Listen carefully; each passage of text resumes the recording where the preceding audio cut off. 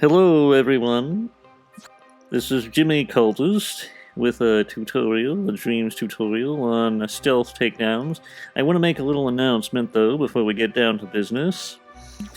Due to the recent server migration and all that, we will no longer be saving our assets as remixable online in order to save space. However, if you follow the guidance of our tutorial, you should be able to construct your own version just as well, so that shouldn't be a problem. Anyway, on to the video. We're going to start by stamping out Puppet. Let's go ahead and delete this and this. And we're going to set acceleration to 25% and deceleration. And we're going to turn off auto look and turn off motion sensor movement. Now that that's done, just copy this fellow out, and we're going to use the hue, what is this thing called again? The coat mode and the tinter. I rarely use the tinter, but this is one of those situations in which you use it. We're going to make that our enemy puppet, and for those purposes we're going to label it a foe. It doesn't collide with friends or other foes. We're going to label this fellow a friend, and he doesn't collide with foes. And that should do it for that. Now we're going to have to move on to open this up. We're going to take out a teleporter, this little gadget right here. Set it to match target orientation, and set it to match the tag player teller. So we'll follow that tag when it's active. Next thing you want to do is take a handy dandy little microchip, add it to here. And we're going to label this Takedown.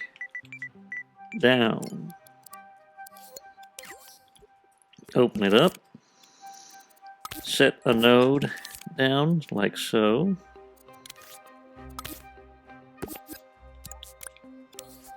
Set down a timeline, set it to play once. It's going to be our takedown timeline. Now go to controller logic, open this up. We're going to make R1 the button with which we execute the takedown. Alright, everything is properly set up. Now we just want to take out a little zone, a handy dandy one. Here's a zone.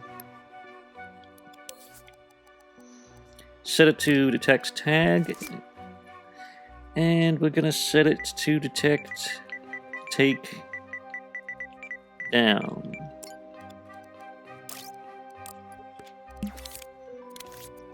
And this is going to be the zone at which you can, how far you can be before you can execute a takedown.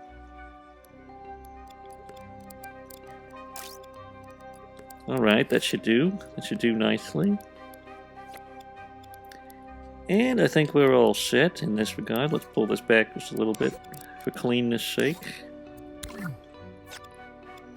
Now we're going to open up the enemy puppet and get down to the brass tacks. Actually, we might as well leave this open over here. And we're going to label this enemy just for familiarity so we can tell the difference. Alright. Now we're going to go ahead and we're going to add our little takedown chip. This is what the enemy is going to get, It may be getting kind of redundant to always be labeling things takedown, but that's just all I can think of at the moment, because that's what we're programming. Now before we get back to this, I'm going to go ahead and add a little knife to our puppet. I think that's a good idea. Before we get started, give him a weapon so that we can demonstrate what exactly we're working with.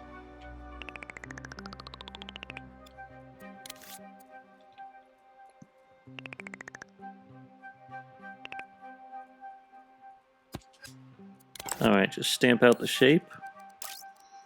Non-collidable, and all that good stuff. Scope in. L1, R2, and X is how you scope into things. And now we're just going to group. And we're going to set a basic pose for our puppet. This is the pose he will be, like, you know, standing in. Naturally, when he's moving and such. We're going to make him look sneaky, although you could program this into his movements if you wanted, but we're just going to make his basic pose a sneaky pose.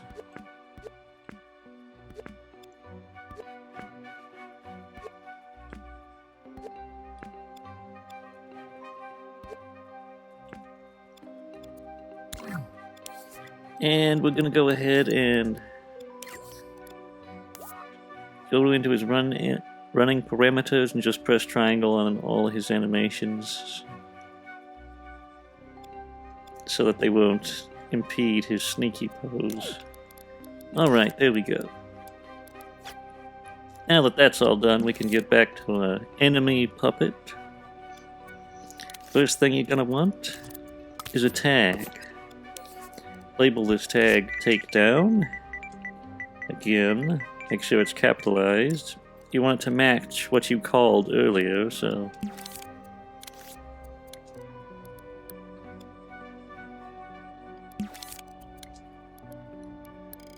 with the zone, that is. We're going to put it out to about there. And there's ways of limiting, you know, whether you can attack him from the front or whatever, that sort of thing you could fix, but we're not going to be getting into that just now. Put down the node, connect the tag to the node, and then take out a little NOT gate and connect its output to the power input of the node. Take out a timeline, set it to play once, and we're going to make it red, so it's, you know, it's grave. And we're going to take out a switch, pull it out to here, take its output, put it in the input of the NOT gate. To prevent playback redundancy, you know, where it plays over and over again and you don't want it to. Alright. Pardon me.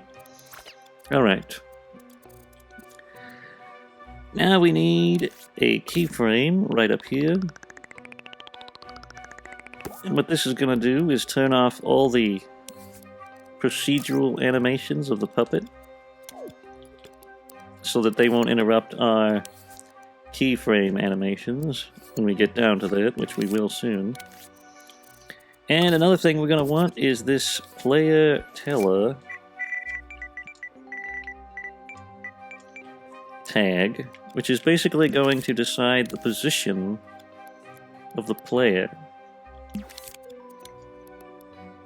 when he's performing the takedown.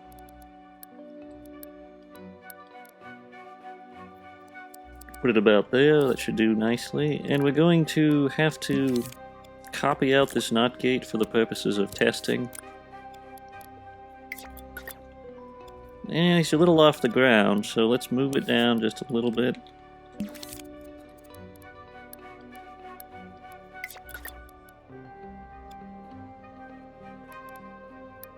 A little further back, I think. He's too close.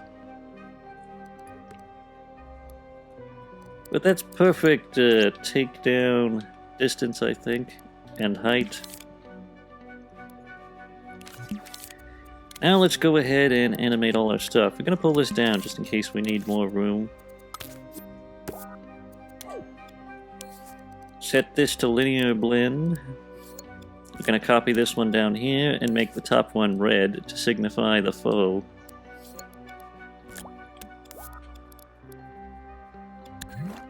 And his basic starting animation will be one of surprise, like he's just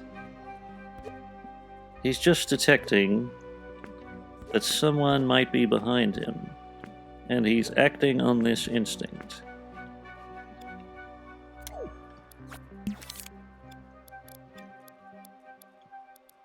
In our first player keyframe, it'll be him reaching to grab his enemy, presumably for the kill, of course.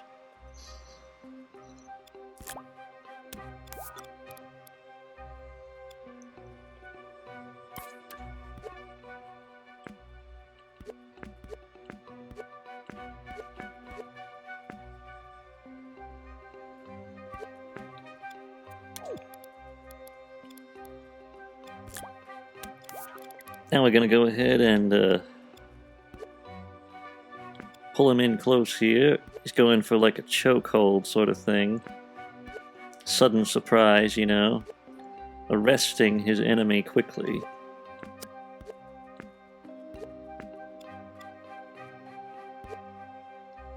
And he's even getting ready for the stab. Gonna pull his legs in a little bit.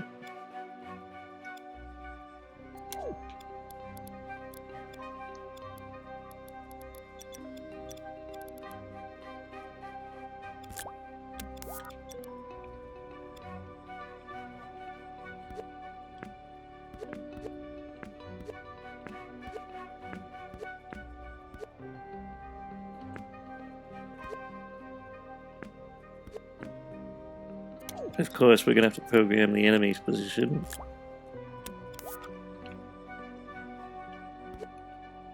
Now the enemy needs to reach up like so.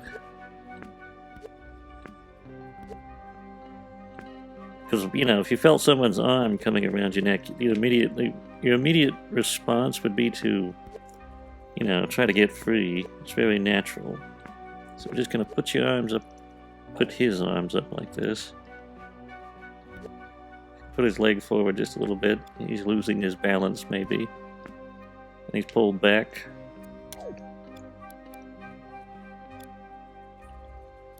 Alright.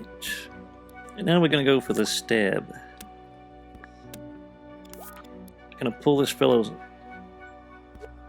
arm just out, you know, a little bit. He's getting extra ready for this stab. And he's tightening his grip just a little bit.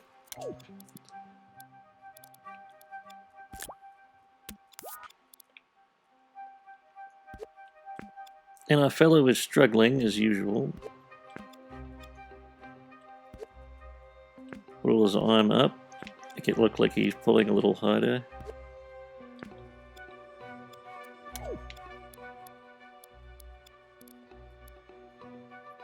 Now we're going to get down to brass tacks, which is the stab.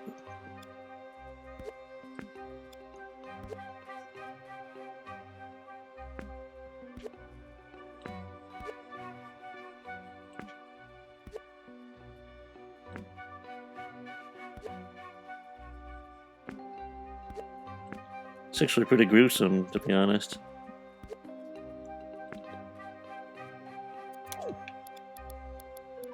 According to Christopher Lee, if you get stabbed in the back, you can't really cry out, so it is a pretty good way to kill someone if you don't want to make any noise.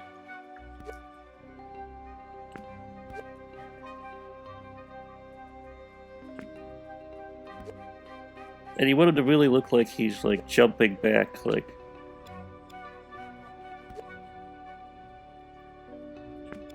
he's in extreme pain.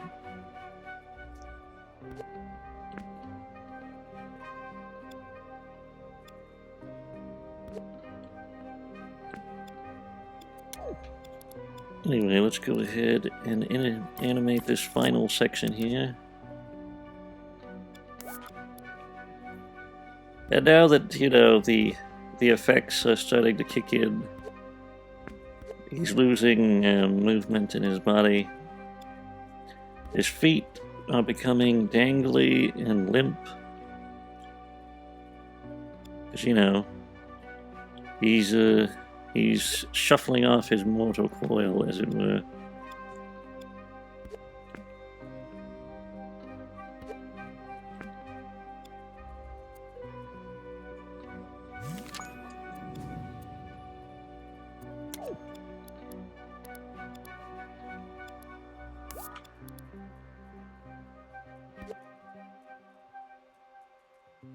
And he's getting ready to pull out the knife. Let's pull this in just a little bit.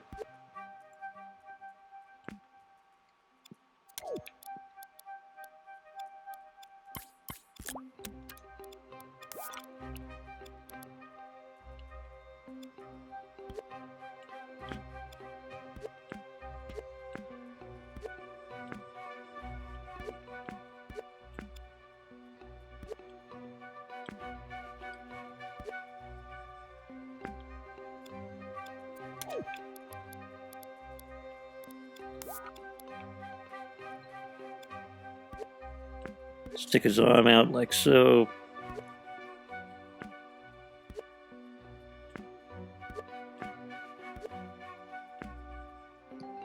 He had to yank it out, you know. Kind of got stuck in there, maybe.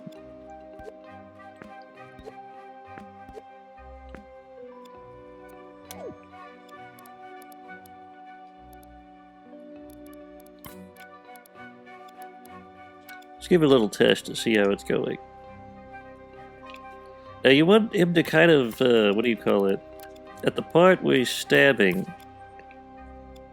you want there to be a little emphasis on that, so I advise putting a little space right here. Let's see how that works.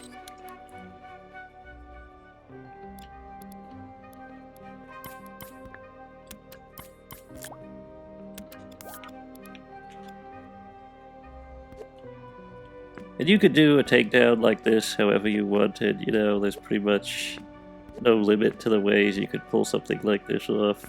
You could do an aerial takedown, any kind of thing you really wanted. This is just one quick example of what you could do.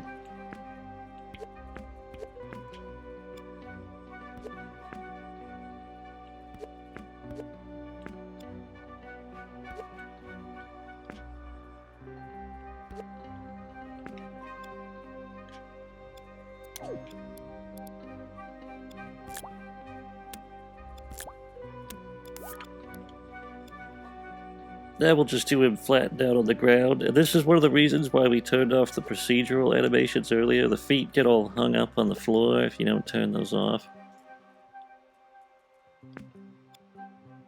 So yeah, good idea to always fix that problem before you get to this point.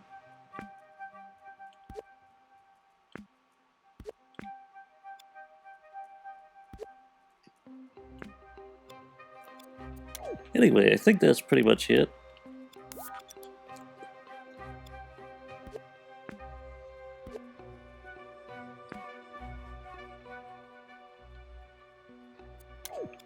And we're just going to put a little blank keyframe so that he can go back to his original position, and this will be the point at which the teller shuts off. And we're going to extend this a little bit to the end. And of course, this is going to reset, but you could have the puppet delete or stay dead if you wanted to. If you want, I could show you that after this. We're going to go ahead and test it. Let's remove that that knot gate that's powering it on. Okay, so we're sneaking around. R1 does it perfectly.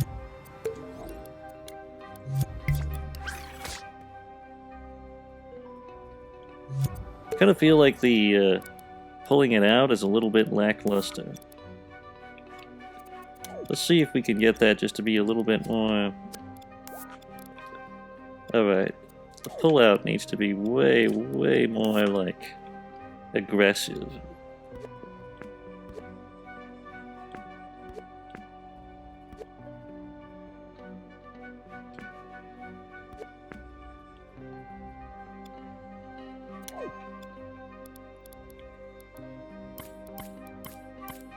Little space in between. What's going on here? Linear blend. Thank you very much. Don't want the other stuff. Alright, let's try it again. I just want to smooth up that animation a little bit. Alright, that works perfectly. Now you may be wondering, if I want to copy this as a separate asset, how am I going to keep this animation so that it still affects the player? Well, it's very simple. All you gotta do, if you want to make the enemy a separate asset and save it outside of the level, just copy this timeline. Actually, copy more than just the timeline. Copy this too. The whole kit and caboodle. Just copy that out here. Delete all of these. Pull this in. Basically, that's just the player's animation. Then put this output into there. And basically, the player's animation will play even if you delete these. And it will play at the same exact time since you copied, you know, the timeline exactly. Let's go ahead and take a look at how that will play out. Works just as good. Now you can save them as separate assets. You don't have to worry about the animation being damaged. And of course, this whole thing will replay and the puppet will resurrect. But if you don't want the puppet to resurrect, just stick a destroyer on there. Oh, we got something weird going on here.